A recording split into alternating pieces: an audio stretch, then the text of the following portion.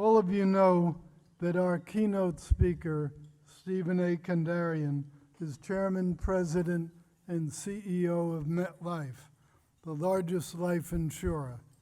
What you probably don't know is that throughout his career, Steve has shown remarkable foresight and has been a true agent for change. I first met him some 15 years ago when he was running the Pension Benefit Guarantee Corp. And I know from personal experience that he is the toughest negotiator with bankruptcy companies shedding their pension funds that agency has ever had. Then when he joined MetLife as Chief Investment Officer, he saw the subprime crisis coming before most people did. And so he was able to minimize its effect on Met. He also engineered the sale of Peter Cooper and Stuyvesant Town for $5.4 billion to one of the shrewdest real estate operators in the world. But Steve did such a good job that buyer lost the entire investment when the crisis came. So my first bit of advice this evening is don't buy anything from Steve. Maybe a life insurance policy.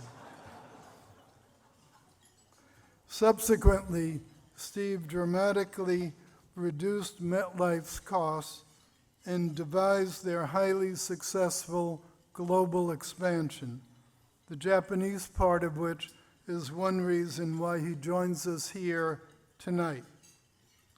He also expanded MetLife Foundation and has made an innovative partnership with the Rockefeller Philanthropy Advisors in the microfinance area.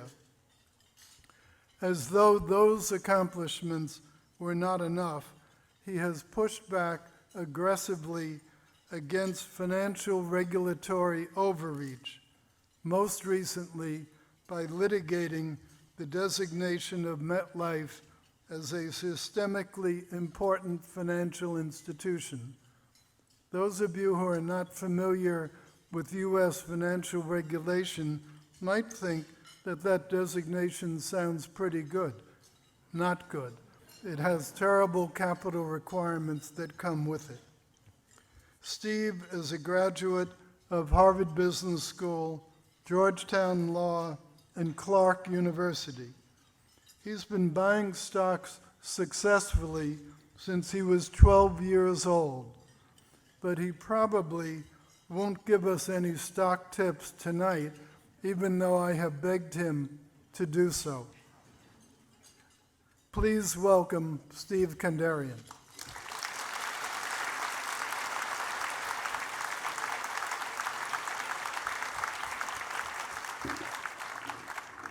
Thank you, Wilbur, for those very kind remarks. I remember Wilbur being a very tough negotiator, too. Ambassador Yoshikawa, Ambassador Takahashi, Chairman Volcker, President Sakurai, and other distinguished guests. Thank you for joining us for the Japan Society's annual dinner.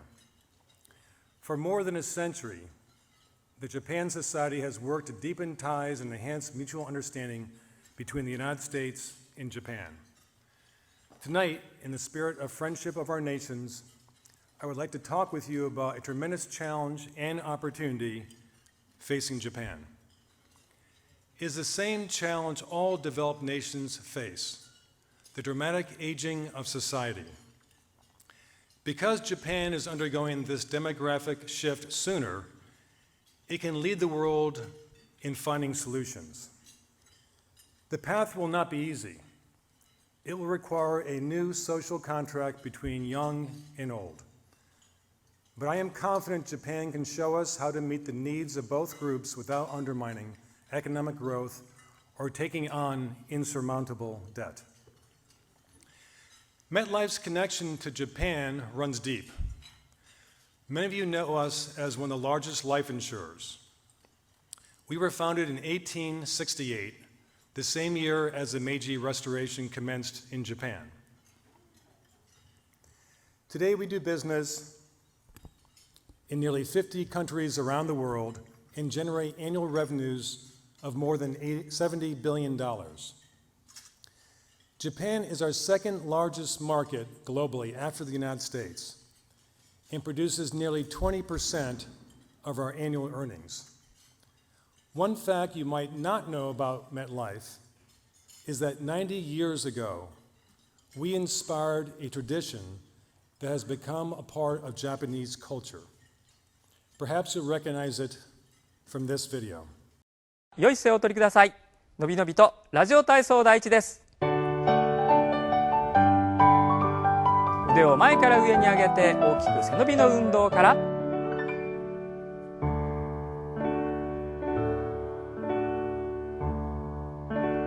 腕と足の運動です。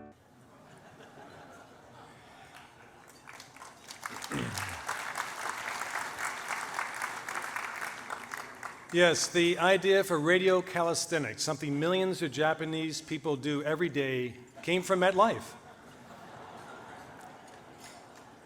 To help our policyholders live healthier lives, we began sponsoring calisthenic programs in cities around the United States in the 1920s. In 1925, Japanese government officials were visiting our headquarters here in New York. They learned of our radio programs and brought the idea back to Japan. The rest is history.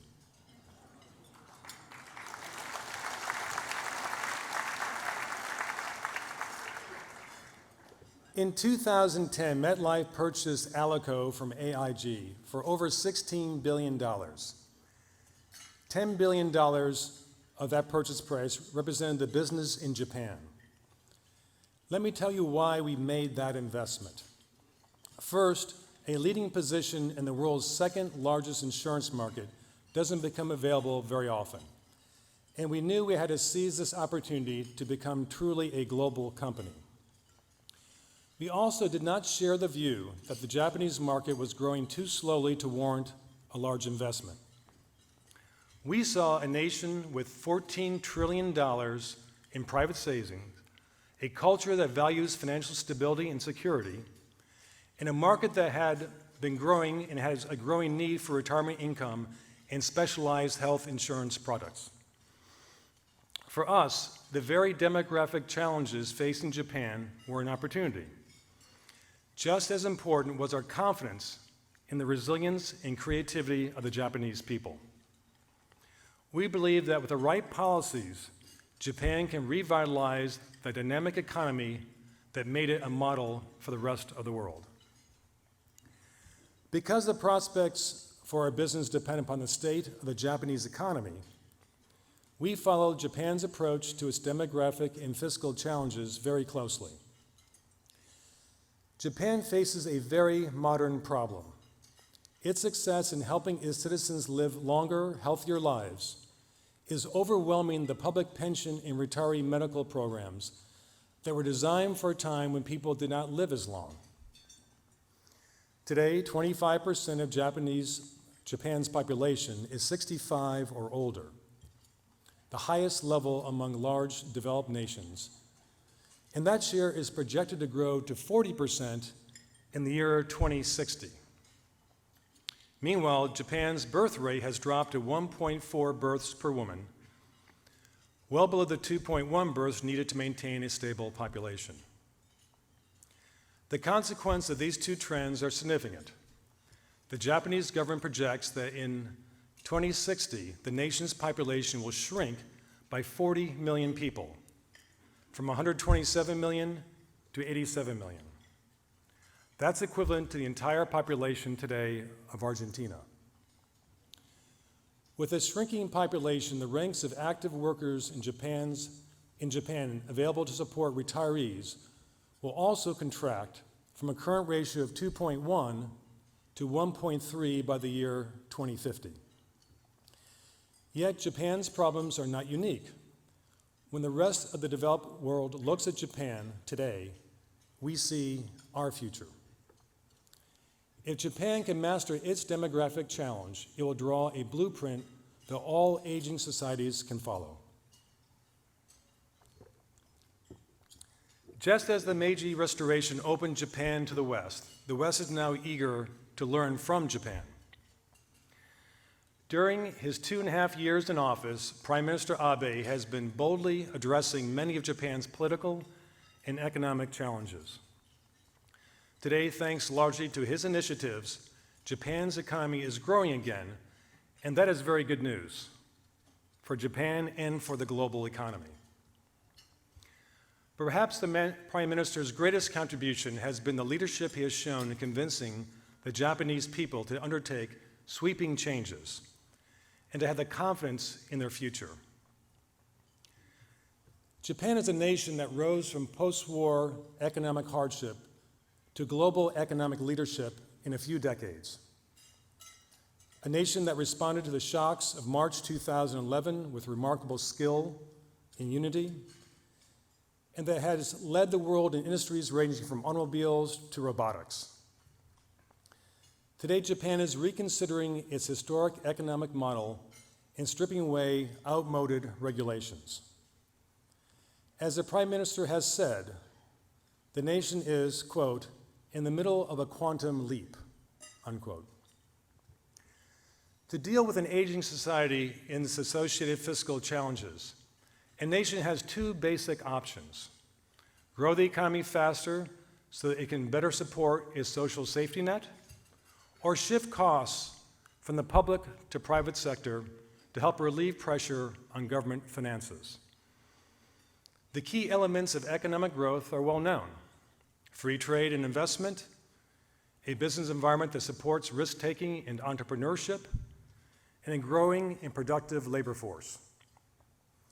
On trade, the Prime Minister is a strong supporter of the Trans-Pacific Partnership, as is MetLife. He understands that the long-term economic health of any nation depends on capturing the benefits of trade. On entrepreneurship, the Prime Minister recently visited Silicon Valley and said he would like to transplant its business culture back to Japan and use it as a template for the kind of dynamic global mindset Japan must foster. Fresh thinking and new ideas from other cultures can make Japan an even stronger nation. On labor market productivity, Japan has a huge opportunity. By modernizing its rules on seniority and job security, it can create a more performance and skills-based workplace, and that will better prepare its companies to adjust to changes in the global marketplace. Younger workers will be more likely to land full-time jobs, and workers at all levels will have greater mobility.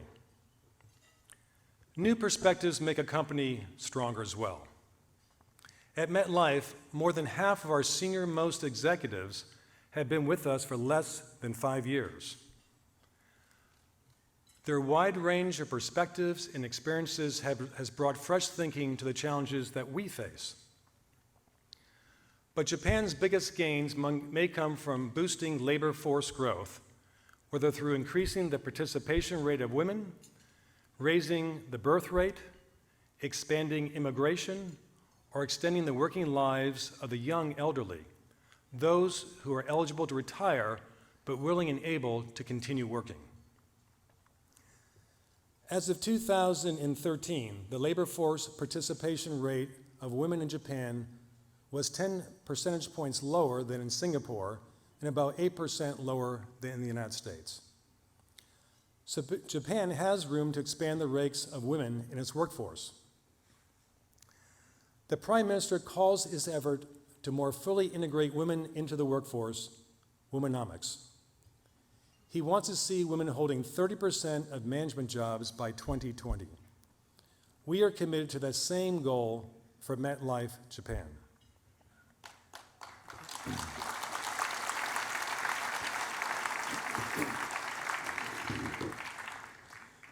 To encourage a higher birth rate, the Prime Minister has sought to provide more financial help for families raising children and more spaces in child care facilities. Boosting the number of women in the workforce and the birth rate are not mutually exclusive goals. A recent study by Japan's Ministry of Health, Labor and Welfare found that in those regions where women had a higher participation rate in the labor force, they also had a higher fertility rate. In addition, incentives for companies to retain productive older workers simply makes good policy sense. Finally, the labor force can be expanded through immigration.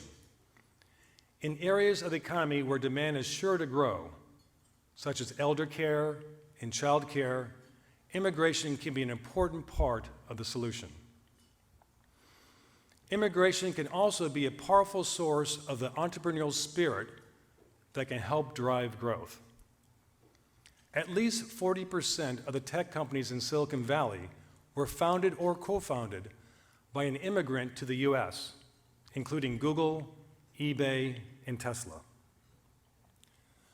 Of course, even the most forward-looking economic policies to stimulate growth will not enable Japan, or any nation, to outrun its demographic challenges. As part of the new social contract that Japan needs to strike with its citizens, reform of the nation's pension and healthcare system will be critical. The deficit in Japan's Social Security system rose to nearly $500 billion in 2013.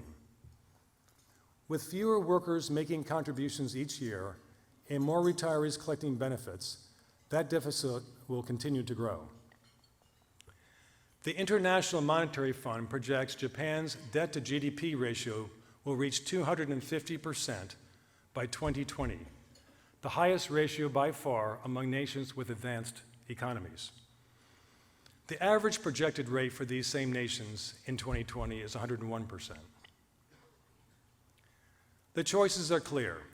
Either senior citizens will have to assume more responsibility for their retirement, or the Japanese people will be forced to absorb dramatically higher taxes and potentially destabilizing levels of debt. The government's recent move to expand eligibility for defined contribution plans was an important first step, but more is needed. Clearly, these kinds of reforms are the hardest to make politically. If they were easy, Japan would have done them already. For that matter, so would have the United States. I know from my own experience running a US government agency that backstops corporate pension plans that the political system excels at deferring hard decisions. While these reforms are extremely hard to enact, the potential benefits are dramatic. This is why the world is watching Japan so closely. If you have the courage and confidence to reform your retirement system, the chances of other nations doing the same will be greatly improved. The path to privatizing what was previously socialized is made easier because the life insurance industry can reproduce many of the benefits government programs currently provide.